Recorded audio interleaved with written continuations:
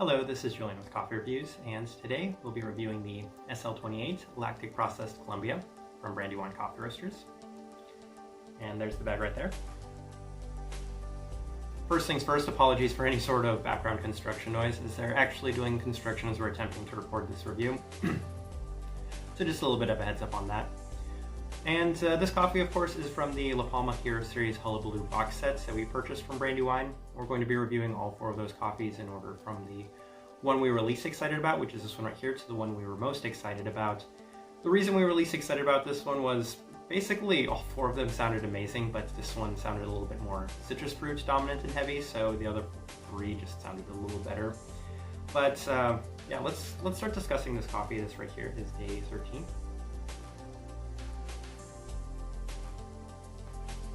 And the recipe we used for this coffee is the same we used for the other three coffees, and the standard recipe we use always brewed at 16.67 to 1 at 204 degrees Fahrenheit through the Chemex. This is a light medium American roast for the roast profile. The reason we went with this is Brandywine doesn't have a brew guide on their website, and they didn't have any for these specific coffees, so that's what we're going to be going with, and not as much trial and error given that these are smaller bags of coffee. They're 3 ounces each, so you make about 4 cups of coffee with all of them. Alright, with that out of the way, let's start discussing this coffee. And this coffee did get probably the wrong end of the stick, being the one we were least excited about, so it was the first one we tried. Day 6, and it was probably too early to be drinking the coffee. Still a little bit flat on this day. I was discussing this with somebody that is also a pretty regular Brandywine drinker, and Brandywine does have a certain taste that we kind of described as maybe a little bit zesty. So it was definitely having this Brandywine taste at the start, even if it wasn't quite what we had expected at the very beginning. A little citric, a little limey, some deep caramel sweetness as it cools. At room temperature, there was abundance of hidden flavors. While we didn't necessarily love this coffee on the first day, there was definitely potential coming from this coffee. Day 9 was a much better day for this coffee too. So it likely was going to continue to get better. A lot of maple syrup, some really deep maple caramel taste to it. Best way we could describe this on this day, it had some really nice kind of Cadbury egg components to it.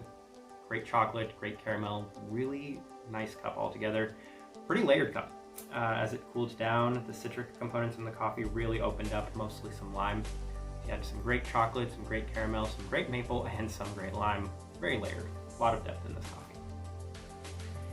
Day 11, again, pretty layered. Caramel seems to be the standout at first, but then pretty distinct lime as the coffee had cooled down. Some subtle chocolate and oranges in the background. The coffee changed dramatically from day 6 to day 11. A lot more complex, a lot more layered.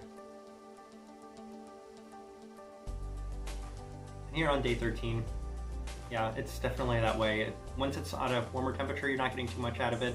Let it cool down a little bit, a lot more flavor, and then once you let it cool down even more than that, I know it's going to be even more beautiful with those fruits as well as that nice kind of candy sweetness. Alright, let's go ahead and put up the tasting wheel so you can see what I was getting.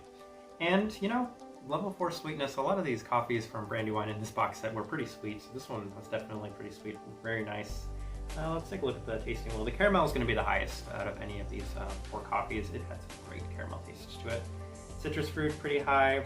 For the most part, the tasting wheel is pretty well balanced in the sense that most of these things, nothing reached a 5, and there were very few ones. I mean, no spice and not savory, not overly bitter. Body pretty low. Really like the way that this tasting wheel looks as we're drinking this coffee on day 13. Thoughts and impressions of this coffee specifically, actually pretty pleased. This one was definitely not our least favorite coffee from the box set. It was actually a lot better than we had expected, even though it was definitely the one we were least excited about. The candy sweetness from this coffee is great. The fruits from this coffee are great. Overall, given that we have not had a lot of Brandywine's higher end stuff, it's really nice to see that their higher end stuff is actually living up to the expectations we had for them, because this one specifically was pretty nice, and this one definitely won't finish last of our least favorite coffees in this box set. The type of person we would suggest this coffee to is people that do enjoy that kind of candy sweetness, the sugary sweetness from stuff like maple, from stuff like caramel, and those citrus fruits, because you're getting a nice mix and balance of both. A lot of layered components in this coffee.